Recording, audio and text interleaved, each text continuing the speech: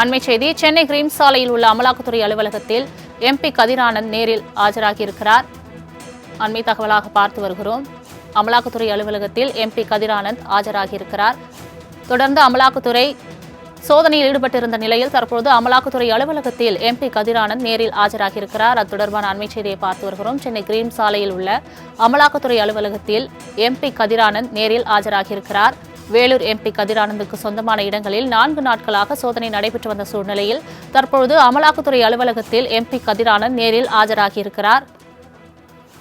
அண்மை தகவலாக பார்த்து வருகிறோம். சென்னை கிரீம்ஸ் சாலையில் உள்ள அமலாக்கத்துறை அலுவலகத்தில் வேலூர் எம்பி கதிர் ஆனந்த் ஆஜராகியிருக்கிறார். இது தொடர்பான மேலும் விவரங்களை தருவதற்காக செய்தியாளர் ராகவேந்தர் இணைப்பில் இருக்கிறார். ராகவேந்தர் வணக்கம். தற்பொழுது அமலாக்கத்துறை சோதனையை அடுத்து தற்பொழுது வேலூர் எம்பி கதிர் ஆனந்த் அமலாக்கத்துறை அலுவலகத்தில் ஆஜராகியிருக்கிறார். இது தொடர்பான மேலும் விவரங்கள் என்ன?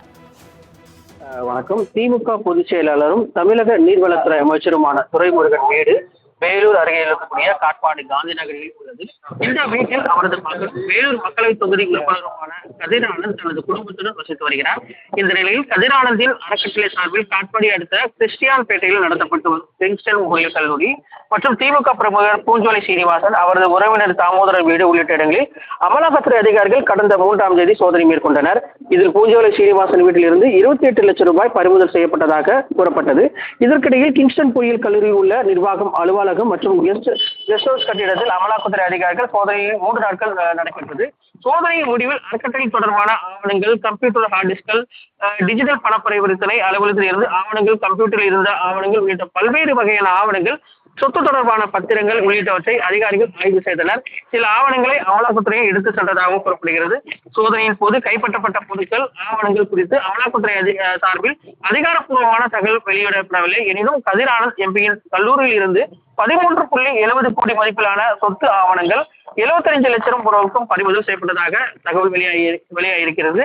அதே நேரத்தில் தற்போது விசாரணைக்காக இன்று ஆஜராக வேண்டும் என்று அமலாக்கத்துறை அலுவலகத்தில் இன்று ஆஜராக விளக்கம் அளிக்க வேண்டும் என்று தெரிவிக்கப்பட்டது. அதன் அடிப்படையில் தற்போது திமுக நாடாளுமன்ற உறுப்பினரான கதிர் ஆனந்த் தற்போது கிரீம் சாலையில் இருக்கக்கூடிய அமலாக்கத்துறை அலுவலகத்தில் தற்போது ஆஜராகி இருக்கிறார்.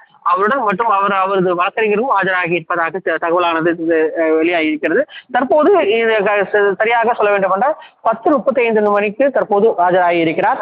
அவர் ஆஜரான தற்போது இந்த விசாரணையானது தற்போது நடைபெற்றாலும் இன்று மாலை வரை நீடிக்கலாம் என்று அமலாக்கத்துறை அதிகாரிகள் தரப்பில் தெரிவிக்கப்பட்டிருக்கு. இந்த விசாரணையில் பல்வேறு தகவல்கள் கேட்கப்படும் என்று ஏற்கனவே கேள்விகள் எழுதப்பட்டிருப்பதாகவும் கேள்விகள் கொடுக்கப்பட்டிருப்பதாகவும் அந்த கேள்விகளுக்கு ஆம் இல்லை என்ற பதிலும் தெரிவிக்க வேண்டும் என்றும் அது தெரிவிக்கப்பட்டிருப்பதாக அமலாக்கத்துறை சார்பில் தெரிவிக்கப்பட்டிருக்கு. தற்போது விசாரணைக்காக ஆஜராகியிருக்கிறார். இந்த விசாரணைக்கு ஆஜராகி இருக்கக்கூடிய கதிர் ஆனந்திடம் அமலாக்கத்துறை உயர் அதிகாரிகள் விசாரணை நடத்த இருப்பதாகவும் தகவல் வெளியாகியிருக்கிறது. தங்களின் முழு விவரங்களுக்கு நன்றி ராகவேந்தர்.